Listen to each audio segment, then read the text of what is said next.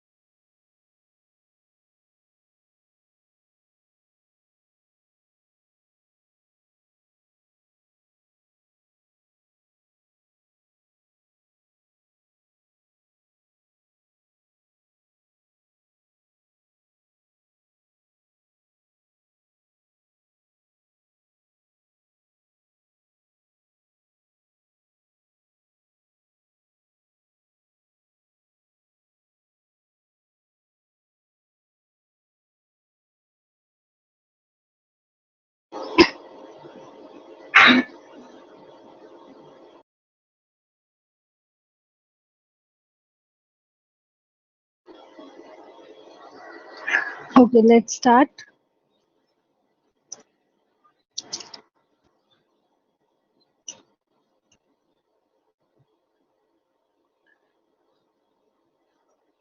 A very good afternoon, everyone. My name is Shraddha Tripathi. I'm host today's night. We have three hosts and one Payal and Akriti. Okay. Now,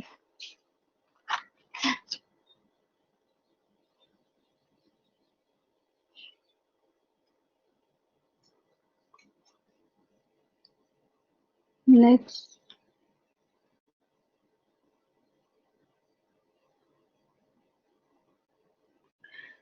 Akriti and Shweta. So, Payal. yeah, go ahead, please. Yeah. So let me tell you about some RPA Ganguru session. It's about having discussion about RPA related topics and with industry experts. And we have some brands over the RPA. First, School of RPA, where we have online instructor, lead, and classroom training on Blue Prism UI path, Automation Anywhere, and RPA Business Analytic trainings. Second, automation clouds where we do RPA project for small business. Third, one page general which specialize in content development, blogs, case studies, and white paper around the topic of RPA. And last, RPA Gyan Guru, which is all about webinars and event about the topic of RPA. Uh, we have two speakers in the webinar.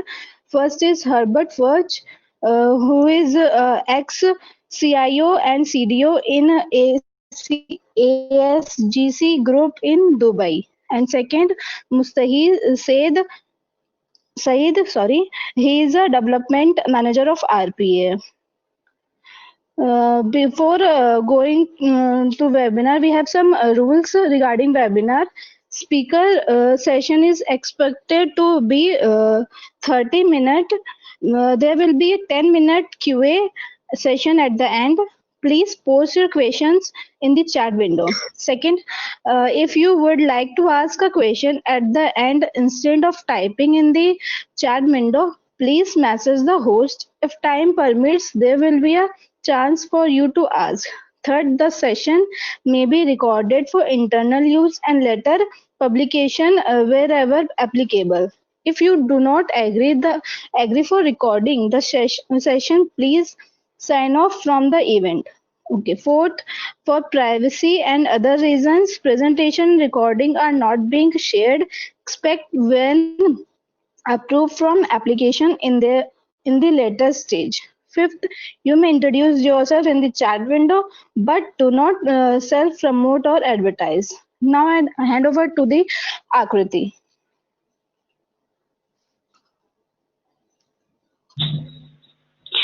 Thank you, Shweta. Hi, everyone. I am Akriti Srivastav. I will be your host for evening. Let me introduce our guest tonight, Mr. Herbert Fuchs, who will talking about prerequisites for a successful RPA implementation, and there is a must-watch session for those who want to introduce RPA in their organization. RPA project manager and business analyst will also benefit from this session. But firstly, let me introduce some more about him. He is an ex-CIO and CDO in ASGC Group in Dubai. He had done executive MBA in information and communication technology and MSc in information security management. He has versatile and highly accomplished executive offering significant experience in digital transformation. He also worked as a senior director, global IT infrastructure and information security in Stryker for last 5 years, and also had a 11 year of experiences with McDonald Corporation as an enterprise architect.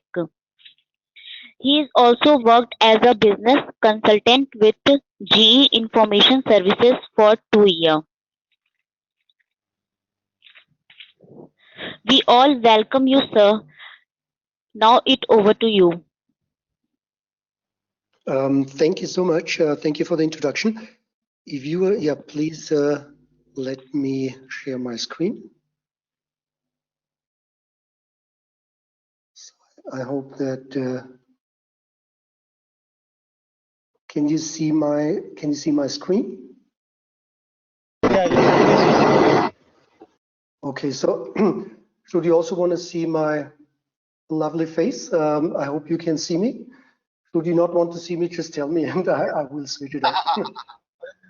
No problem. Anyway, hello everybody. Greetings from Austria. So I'm slightly behind you in time zone and obviously not facing monsoon or any kind of that experience, but also had like heavy rains for the past few days. But now, when I look outside, I can see the sun coming through again. Anyway, thank you for having me. I'm really excited to have this opportunity of talking to you about the RPA and the success with RPA and how to get there. So don't expect a technical session, right? So as you've heard in the introduction, I come from a CEO, CDO background, so I've been in executive roles for quite some years in my career. But I want to talk about what I consider the prerequisites and the dependencies on your journey towards a successful deployment of RPA. From my perspective, deploying RPA in no matter what industry should really be a no-brainer, right? Because it makes a lot of sense. It has significant benefits. It really contributes significantly to the improvement of how things are being done in an organization, right? But why don't we hear or see more of RPA deployment success stories? Right, so I want to talk about that, basically, give you my point of view, my experience, but really more from a non-technical perspective. But the one thing that I want to say up front is the reason why there's not more saturation, there's not more talk and more successes about RPA. It's not related to technology. That is my strong opinion based on a number of experiences. So let me try to move to the next slide. Agenda. These are basically the topics that I'm going to cover. More kind of, as I said, from a executive stakeholder perspective, ownership, funding, strategy, the people side, the process side, a roadmap and governance. The first important question really is, why RPA? Just recently, I gave a presentation on digital transformation, the whole subject of digital transformation, which is very close to my heart, which is very dear to me because it's a significant opportunity for businesses. And of course, I'm not the only one saying that, and everybody jumps on that, but many companies, many organizations are approaching transformation not in the right approach. And I'm speaking from examples because I've been typically in each one of my roles, moving from one industry to another one, I've been charged with a transformational responsibility with digital transformation, with organizational transformation, you name it, right? And I've seen a lot of what is being done wrong, and I've also seen examples and have been part of examples and initiatives where things were done rightly and properly. So my first take on that, whether it's transformation in general or whether it's, the topic of RPA, a company, an organization needs to be clear on why. Why do we want to do that, right? Why do we want to consider RPA, right? What are the business drivers, the business reasons? And I've tried to just come up, with a few on the left-hand side, which I consider are, proper reasons and the right reasons, right? It's, speed, it's scalability, flexibility. So a business wants to grow, right? A company wants to grow by acquisition or by organic growth, right? We want to make sure that we're not just, throwing more headcount, more people to a problem, but we actually look at, how can we work smarter? How can we work better? How can we use technology to approach the challenges that we are facing, right? Or to automate mundane tasks, things that are not really adding much of a value in the operations, in the running of a business, right? I mean, how can we actually automate them and free up people's time to more important tasks, to more, strategic activities, to more innovation type of activities, right?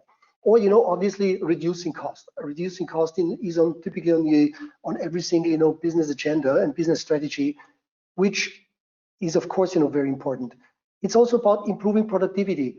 We want to increase profitability. So these are the business drivers that should actually lead us to look at opportunities like RPA.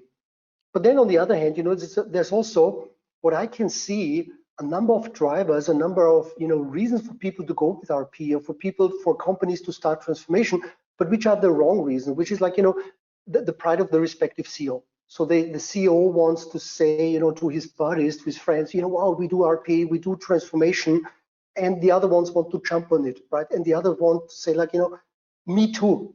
I also want to do it because I don't want to be considered to be backwards. I don't want to be like left behind. So let's also do RPA, which again, is not the right driver. Or, these days everybody talks about digital. So, what, RPA pretty much sounds like something of digital. So it's really cool. So we should be doing it. So these are the reasons that are the wrong reasons, the wrong drivers for a company, for a business to look at RPA.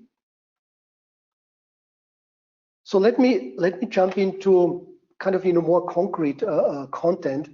And as I said, the presentation is really not about technologies. It's not about technical, because again, when you look at all the technology, I strongly believe all the great technology is readily available for businesses to deploy RPA or to implement other digital initiatives. Okay, so what I consider first and foremost a very important component, a very important factor on the success of an RPA deployment is the entire aspect, the entire concept of the executive and stakeholder commitment.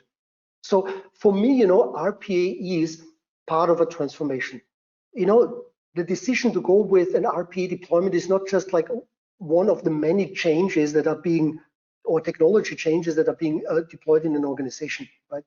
This is really part of a transformational agenda, part of a transformational initiative, because it changes the way that we work and it changes the way that we do business, right? So that being said, it's very important that, it is not considered, let's say, a bottom-up, but I believe it's very important to be considered a top-down initiative. So that means, there needs to be commitment being expressed by the respective executives, by the respective leadership team in an organization to transform, and as part of the transformation to deploy great tools like RPA, great technologies like RPA, right? So, but it's also very important, when the executives, when the leadership talks about, all these initiatives, that they are transparent about it. Because, what's the worst thing, and what I can see in many, many examples, that the reasons for transformation, the drivers for transformation, the reasons for change are not being transparently and clearly communicated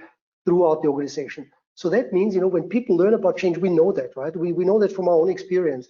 When we hear about change, first of all, humans are not necessarily and typically not, let's say, the pro-change individuals, right? Because first of all, we feel like, change. what could that mean to me? What does it mean to me? You know, am I at risk of losing my job? Am I losing importance? Am I losing influence, organization, you name it, right? So therefore, it's very important that there is clear communication about, you know, these are the reasons why we consider deploying technology like RPA. Be fact-based, right? You know, the stakeholders, the executives, they have to communicate fact-based to make sure that there's no room for rumor. People understand why, and people have a feeling of what to expect. There's no reason to create fear in the organization because it's very counterproductive, and you will not get the buy-in and you will not get the support as an executive that is required to make an initiative successful in the company, right? So create awareness, but also create accountability. It's very important that, you know, when a program like RPA is being communicated, it's also communicated with it who has the sponsorship of the initiative. So let's take the example of finance. When we think about RPA in the finance discipline, I consider the CFO, the chief financial officer, or whoever is the highest ranking in the finance organization to be the sponsor of the program, to own the program, so that he or she is the individual to make sure that the organization understands that, you know, for the finance discipline, I'm the one who owns it, and I'm the one who is making sure that this is going to be a success. I'm the one who is making sure that people understand why we're doing it, right? And I make sure that this is going to be a success, right? And I am the CFO. I am also the one being measured against the success or the failure, but hopefully not so, of the RPA initiative. And the CFO has to make sure as well that he or she communicates who are the key stakeholders for this RPA initiative in the finance organization. Let's say later on, it's going to be HR, or in another phase, it's going to be the technical department, the operations department, whoever. It's always very important that, you know, the respective head of the organization is considered and is behaving like the owner of the program. So he or she has to have skin in the game, as I'm calling it, right? And that respective leader has to make sure that throughout the organization, it's clear who are the key stakeholders, who are the one who need to run with the program, who need to drive the program, who are actually measured against the success of the program. And then, of course, it's very important that there's funding for the program, right? Because unfortunately, with many of these transformational initiatives, people believe like, you know what, I'm transforming, and while I'm transforming, I'm already harvesting the benefits. I'm already reducing the cost. I'm already gaining more flexibility or whatever, right? So this is not the case. Typically, the benefits come asynchronous to the investment, which means, first of all, I need to do something. First of all, I need to invest. First of all, I need to change, and then I can see the benefits, you know, floating in. That sequence is also very important, but that means, you know, there has to be funding because the transformation is not for free. There has to be a budget for it, because if without budget, you know, we're already crippling a great initiative because we're not going to have a chance to make it a success, right? But also very important, you know, when we invest money, we need to make sure, and I will come to that a little bit later, we need to make sure that there is monitoring, there's oversight, there is control over the money that's being spent, right? And we have a mechanism on how to prioritize the respective deliverables within the RPA initiative. Let me talk about strategy, objectives, and KPIs. The decision to deploy RPA, like, you know, any other change, any other component of transformation, there has to be, first of all, the reasons, the clarity on the reasons. There has to be a strategy, right? So it all has to be driven by strategy. We should not just try to kind of, you know, get an RPA initiative kicked off somewhere in, you know, in a part of the organization without having it as a part of a strategy, right? So the key is make sure that it's very well understood throughout the organization. And again, taking the example of finance, throughout the finance organization, it has to be very well understood that this is not just by voluntary participation. This is a strategic initiative.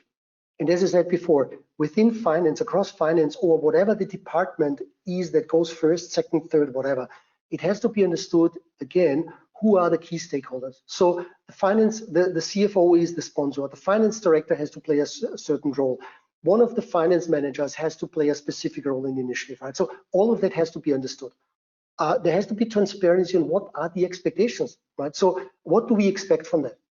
And again, this comes to also be transparent and also be honest about, that there's going to be impact on the organization. Nowadays with all the digital subject and digital topics, and talk about artificial intelligence, machine learning, talk about IoT, talk about RP, you name it. People obviously ask the question, what does it mean to me? What does it mean to my future? What does it mean to my future in this organization? Am I going to lose my job? And typically the response is that, you know what, we just take away the mundane, the non-value add tasks from you, and we will free you up, to do more meaningful things, right? That is very fair, that is very cool. But also let's be fair that, not everybody, right, who is being, let's say, made redundant within a certain process may necessarily be the right individual to take on some more meaningful activities, right?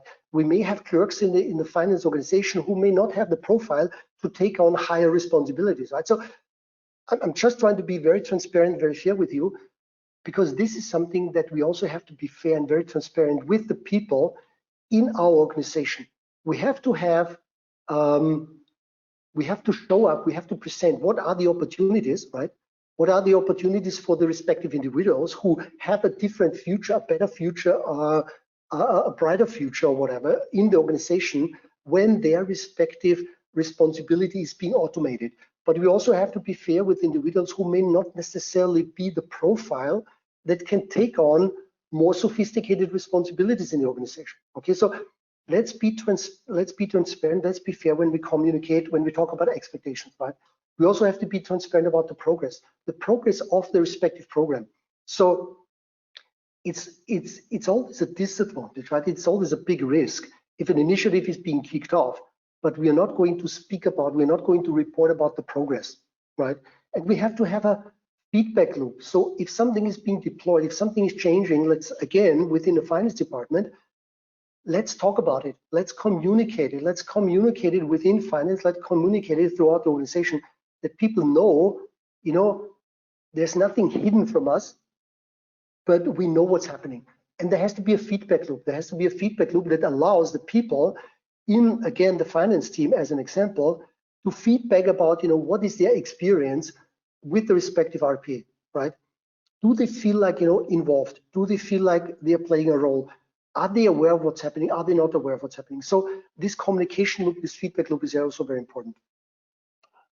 The other important aspect is that, since RPA is about changing something, changing the way we work, we have to make sure that if we want to make the change a success, if we want to make the transformation a success, we have to make sure that, out of the strategy, we have proper objectives and we define smart goals, smart objectives for the people who are playing a role in the initiative and who are important in the initiative. So that means there has to be a respective objectives and KPI for the CFO, for the finance director, for the finance manager, and whoever in the organization has to play a role in the initiative. We have to measure them against the success or failure, but hopefully not failure, of the respective initiative. Because the point is, if you want people to work on change, if you want people to work on transformation, but you're not measuring them against the success of the respective project, guess what? They will continue doing their thing the way that they're used to, but they will not spend time, they will not make an effort to make this RPA transformation initiative a success. So that means their bonuses, their rewards, whatever, have to be dependent on the success of the initiative. Because if you're not measuring people against success, they will not focus on it, they will not work on it. And the measurements, the objectives of the KPIs, they have to be, as I said, across the hierarchy, right? So they have to be top down from the organization, because otherwise the interest, the desire to make it a success will not be there. People and processes. I'm saying something that you've heard most likely tens, hundreds of times. In a transformation, the biggest reason for a transformation to fail are the aspects that are people related. Is it the company culture? Is it the fear of change? Is it the fear of transparency? Is it the fear of people losing influence, and so on and so forth, right? These are the biggest reasons why transformation, why change typically fails. And there is a reputable, market data out there that is showing us that in a transformation, more than 50% of transformations either fail or underdeliver because of some people-related reasons, right? And again, as I said before, typically all this fear comes from the fact that there is no communication, there is no integration, there's no involvement, there's no collaboration, there's no communication. These are the reasons why fear happens in an organization, right? And if people are afraid of losing something, they will do whatever they can to push back to not make the change happen, okay? The second biggest reason why transformational initiatives are failing are process related. And I will come to that, shortly on that slide. So let's talk about the people first. We need to make sure when we think about transformation together with the HR department, the leadership, we need to actually assess the organization, right? What is the impact of RPA on my finance organization, right? What is the talent that I have in the finance organization? Do I have the right talent actually that can help me to drive the success of RPA? What is the as is in terms of my talent base versus what I need to have? What is the to be, right? So, because as I said, not all individuals are change agents. We have great individuals in our organization who do very well what they're supposed to do, and they do it very well based on their experience, right? Based on their skill set and based on the tenure that they have in the organization, because someone may be the greatest, account payable person ever, and he and she's doing it for 15 years. But that individual may not necessarily be the right change agent to make RPA a success, to contribute to the RPA success from, let's say, the account payable or the account receivable perspective, right? So we need to understand, the people that we have and the people that we need to make it a success, right? And again, be transparent. Be transparent about, this is what we have and this is what we need. Reiterate the roles and the responsibilities in the project over and over again. The CFO has to remind his or her direct reports that, dear finance director, you have an important role to play. Dear finance manager, in account payables, you have an important role to play, right? So reiterate and communicate over and over again what the roles and the responsibilities are and what the expectations are. Because again, we are human beings. We have a tendency to forget certain things. We have a tendency to focus on one, but ignore the other. So therefore, this collaboration, communication, reiteration is very important, right? And then, when we look at processes, and as I said, unfortunately, when we look at, these digital technologies, there's still a big belief out there, in particular in the leadership teams, that, there's a technology, and, this whole digital thing sounds very techy. So that means, I just take some technology, throw it at my problem, and that technology magically resolves my problem, which is very wrong. Again, it's organization, process, and then there's a technology aspect, right? So from a process perspective, what I've seen is many organizations make the mistake and they try to cramp their as-is legacy cumbersome processes into a digital solution, right? And that's very wrong. The other pitfall that I can see is that many companies even don't have a clear definition of what are their business services. So within finance, what are the finance services that finance contributes to the business? There's account payable, there's account receivable, right? There is some asset related stuff. There's G&A related activities, whatever. Okay, so let's make sure that we understand from a finance perspective, what are the services that finance provides and contributes to the overall organization, right? And then let's also document the as-is processes. Let's look at the as-is processes, right? And then, before we try to automate, before we try to put anything or replace anything by RPA, let's also make sure that, we first optimize the processes. We're not just trying to take the as-is old legacy processes and reflect them in a tool. Let's optimize them, but also very important, let's actually look for processes that we can eliminate. Because what you realize, when you work on all these processes, when you look at all the processes, that most likely there is, out of 50 processes, there is 15 processes where people cannot even remember why they are there, right? What is the value add of these processes? Do we still need them? If we don't need them, let's not try to automate them, because it's waste of time, it's waste of energy, it's waste of money. Okay. Also, when we look at RPA and our respective business processes, let's actually think about and be aware what is the level of automation that we want to implement. What is the level of unattended versus attended versus partially attended, right? What do we need to reflect in the process? Can we completely, in a process, can we completely eliminate the human factor, right, by having system-based approvals? Or how far do we need to have, human checkpoints and control points within the process? That means we need to make sure that even when we go for the RPA deployment, there's still a human element here and there and in the various processes. And at what level in the process, right? This is also very important to understand. The other challenge that I saw throughout my career is when we look at the as-is processes and versus the to-be processes is, do we even have the expertise, the process expertise within the organization to challenge the as-is processes? The example, let's take an example. If you ask, one of the finance managers in account payables about the processes, listen, dear finance manager, these are your processes in your account payable function, right? Do you think that, these are the best processes? Of course, the guys in charge, the guys actually making sure that, these processes being executed for the past 10 years. Of course, he will tell you, yes, these are the best processes, because if he's or she's telling you, no, you know what, these processes are really not perfect and we need to improve them, the next question would be very interesting, right? Because you are in charge of that function for 10 years and now you're telling me the processes are not optimized. How can that be, right? So, it's very difficult to ask someone who is in charge of a process, is that the greatest process ever, right? Or can we improve the process? The neutrality about, making a judgment on the process, or the expertise to make sure that, or to say that the process is perfect or not. So in many cases, or typically what it's really recommended to have some sort of a process excellence function that reviews all the business processes, challenges all the business processes, and comes up, with an optimized version of the respective business process, right? Which is then being digitized, which is then being reflected in RPA. Roadmap and governance. The roadmap is a very important aspect because, we have typically, when you look at the companies, we have these great strategies, which are fancy documents, but, also it's very important to have a strategy that it's well understood.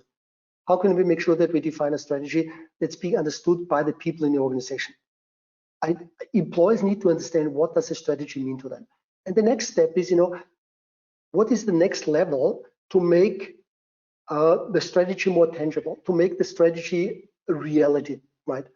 So that's actually where the roadmap kicks in. In the roadmap, we define what are the initiatives against the strategy, which is going to implement, the respective benefits or the expectations of the strategy, right? So a roadmap turns strategy into tangible results, right? So the roadmap has to be built in a very integrated approach. So all the stakeholders that actually make sure that a strategy is success throughout the organization need to agree on the roadmap. So it's the CFO, it's the CIO, and other key stakeholders who play a role, who need to make sure that the roadmap, the strategy becomes a success, right? So in the roadmap, we have to define, this is the first part that's being implemented in the finance function. This is the second part. This is the third part. This is the fourth initiative, right? And then the same applies to all the other departments where RPA is going to play a role, right? So we have to have priorities. We have to do one thing after the other, or we may be able to do two things at the same time simultaneously, but we have to define that in the roadmap, and we don't have to just take, a wild start, okay? And also be aware of the dependencies. When you define something in the roadmap, we need to be aware, of the dependencies. What does it mean to the processes? What does it mean to the people? What does it mean to the respective technology? Okay, and also define quick wins in a roadmap. It's really great to have a 3-year strategy, right? It's very important to have it. It's really great to have a 3-year roadmap, but you know what? If you're not delivering anything short term, if you work on something behind the scenes for 2 years and people don't see a change, people don't see a result, right? People don't see improvement, you will lose commitment, right? You will lose buy-in. So that means we have to make sure that there's quick wins. We can prove the concept, we can prove the concept, the benefits of RPA by some quick wins. So people are going to be excited. People are they remain being engaged, and they will continue to support the change, to push the change forward, right? And be, again, transparent about the quick wins, communicate them, because it's again a marketing tool. It's a marketing tool for the people to be excited about, what's happening in the company. Okay, governance. There has to be a governance body. There has to be a governance body, as I said before, defining the roadmap, right? There has to be a governance body that is actually making sure that they communicate, they inform, they promote the roadmap, they promote the strategy, they promote the initiative of RPA, right? But this governance body also has to make sure that they monitor, what's the progress like? Is the progress according to the roadmap? Is it still relevant? Because if things go too slow, right? If we take too much time to implement change, to transform, we may lose relevancy, right?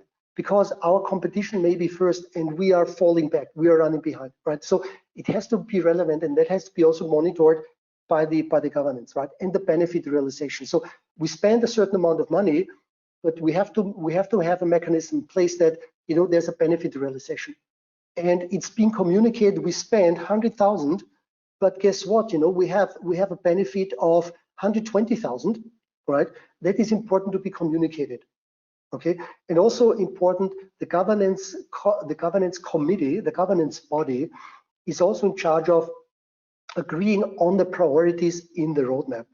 And in the way that I've been working, with my executive peers, with the governance committees, was basically, for instance, defining priority based on the return on investment of a respective initiative, right? So how much benefit do we gain if we deploy RPA first, let's say for account receivables, and we go account payable second, or the other way around? Where do we get the bigger benefit, as an example, right? Or on a bigger subject, why do we start with, let's say, the finance function, not with the HR function? This has to be driven by business benefits, I would say, right? So the return on investment, the ROI, is one tool to define and to measure priority of initiatives like RPA, but also other initiatives within a transformation framework. Let me also, this is my last slide, let me also talk about a little bit, at least, about technology aspects, right? So as I said before, without any disrespect, to any geeks, any gurus, because we really need them, right? We need them to make these technologies work the way that they're supposed to, okay? But as I said before, when I look at all the technologies, when I look at, all the great tools, great RPA tools that are out there readily available in the market, I think it's a very fair statement to say, if an RPA initiative fails, it's not the fault of the tool, because technology is the least reason for a change, for a transformation to fail, as I said in the beginning, right? So we have great products, and I just highlighted, some of them here on my slide, because I'm quite sure, depending on what requirements that we have, when we understand the requirements, one or more of these tools will do a perfect job to make the RPA deployment a success, right? So what I want to get across again here is, when you select a product, when you take products, solutions into your proof of concept, be clear on what you need and what you have, right? From a technology perspective, understand the applications that RPA needs to integrate with, right? What are the applications that my, Blue Prism solution has to integrate with? Do I have applications on premise, right? Is it client server applications, right? Is it applications based on client server architecture? Is it web-based applications, right? Is it virtualized? Am I using applications that I'm accessing through Citrix in the normal way, right? What does it mean from an RPA integration perspective? Do I have my application in the cloud versus on-premise? A combination of both, whatever, right? These are aspects that I need to understand when I select technology, of course, right? What are the interface requirements? Is it like, what type of APIs do I need to be aware of? What type of APIs do I need in my RPA solution, right? Think about the administration of the tool and the monitoring, or the configuration. What type of talent do I need? What type of expertise do I need? Is it easy to administer the respective product, right? Can I do it without having programming kind of expertise, programming type of knowledge, right? Is it really like easy, you know, drag and drop, you know, like symbols within, like objects within my application, within my RPA tool to configure the respective workflow, right? Or do I have to have more technical awareness, more technical skills in order for me to be able to configure that? Think about security, right? I mean, because again, I mean, nowadays, obviously, and I kind of, you know, I'm not telling anyone's secret.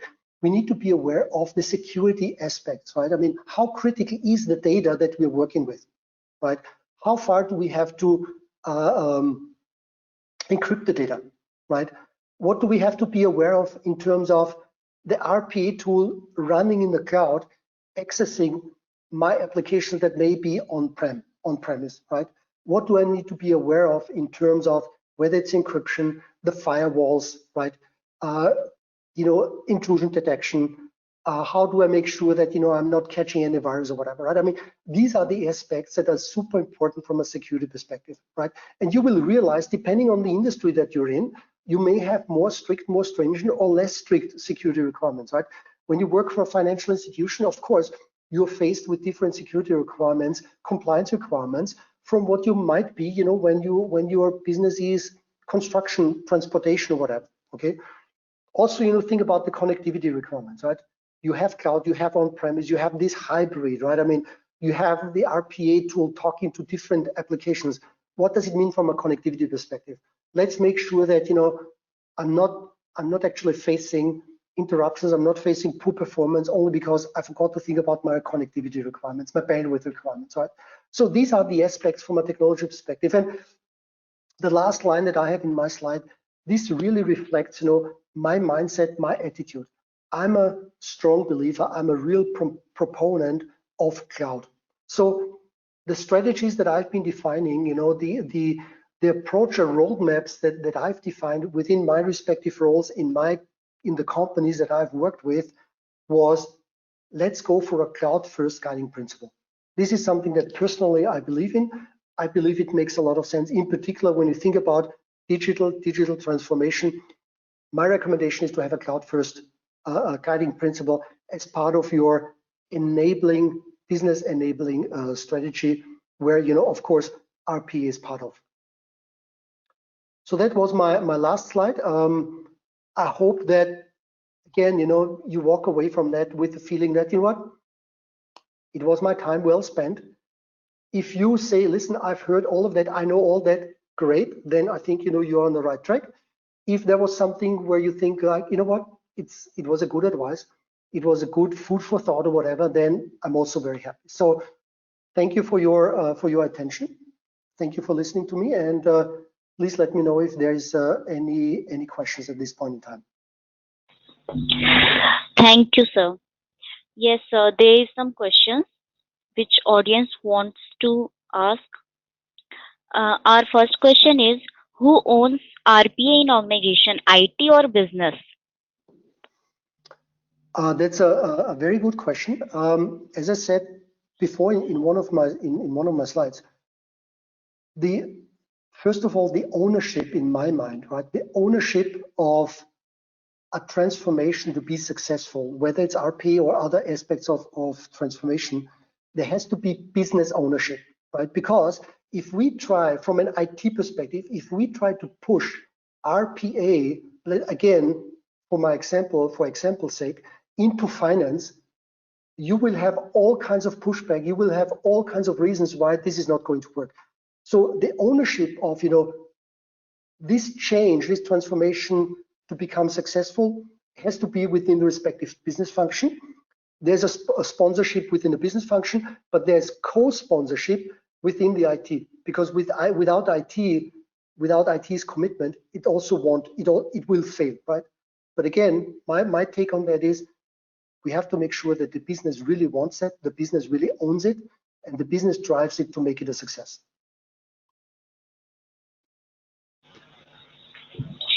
Thank you, sir. Sir, our next question is, how COVID-19 has brought RPA in limelight? That's also a very good one. And, you know, I think COVID-19, right, is being used as not as an excuse, as a reason or a justification for businesses, for companies to talk more and more about digitization, right? When you look up like LinkedIn or any other forum, any kind of other collaborational platform, you will see that COVID-19 pushed work from home, COVID-19 pushed digital, COVID-19 pushed whatever, digital transformation in general, right? This is true to some degree, okay, but this should not be the only reason. I think COVID-19 definitely created more and more awareness in companies that, for instance, businesses were lacking a business continuity strategy. Business were lacking in the flexibility of their workforce being able to work from anywhere, okay? And I also believe there will be push on initiatives like RPA coming out of this whole COVID-19 situation that we are facing right now, okay, which is a good thing, okay, but hopefully we will not see stagnation on RPA with people forgetting about the impact of COVID-19, okay. There is some momentum, some additional momentum, but it should not remain to be the only momentum on RPA, because there's many other good business reasons for considering RPA.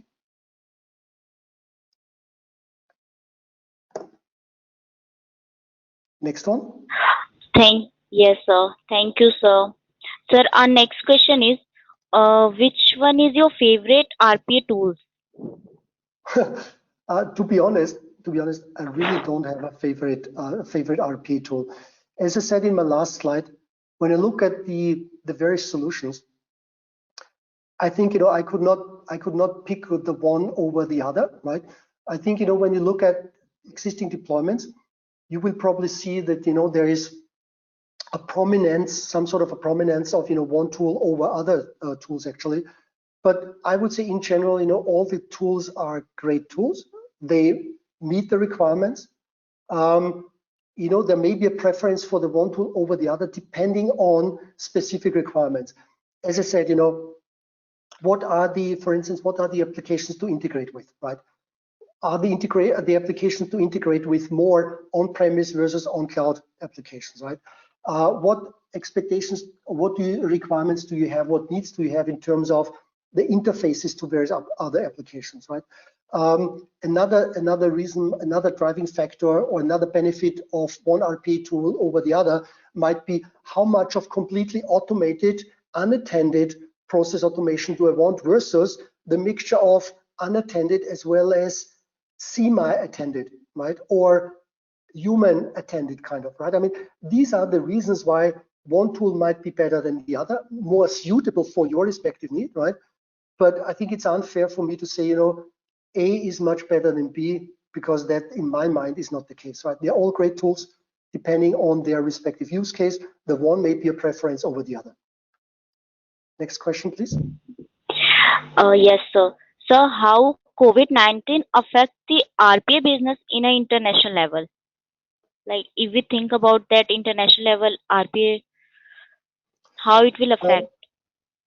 As I said before, COVID, whether you look at it, from a pure domestic perspective. Let's say you look at, the challenges by COVID within India versus when you look at, the COVID challenges internationally or in other countries.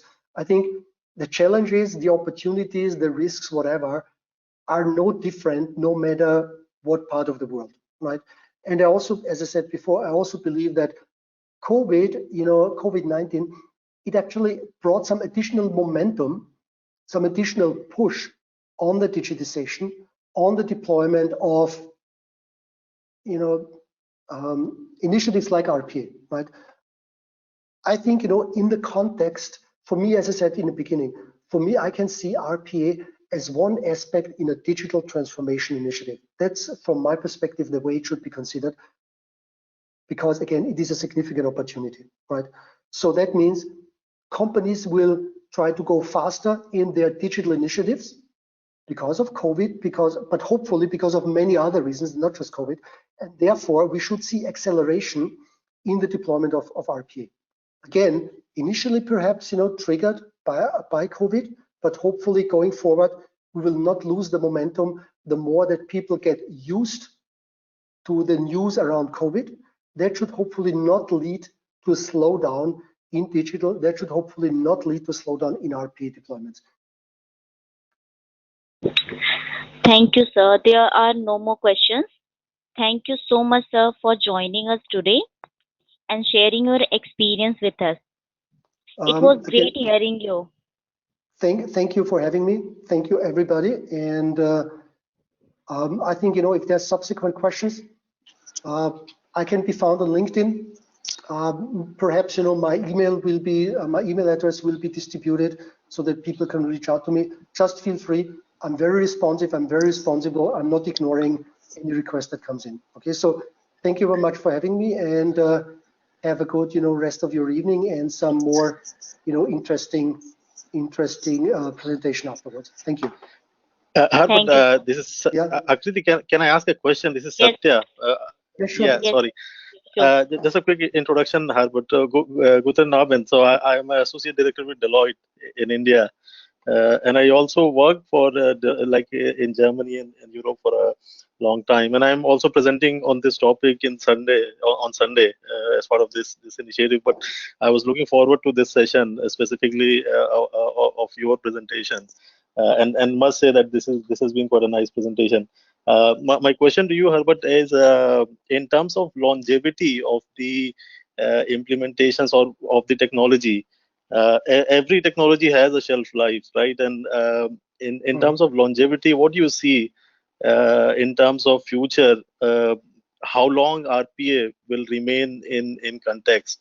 And then if it has to be replaced, what are the newer technologies which you see in horizon, which will come in at some stage overtake RPA and similar initiatives? Okay. First of all, thank you for the kind words, and good afternoon back to you. At least for me it's good afternoon. So guten Nachmittag, guten Abend. Thank you. Yeah. So the longevity, the lifespan of RPA.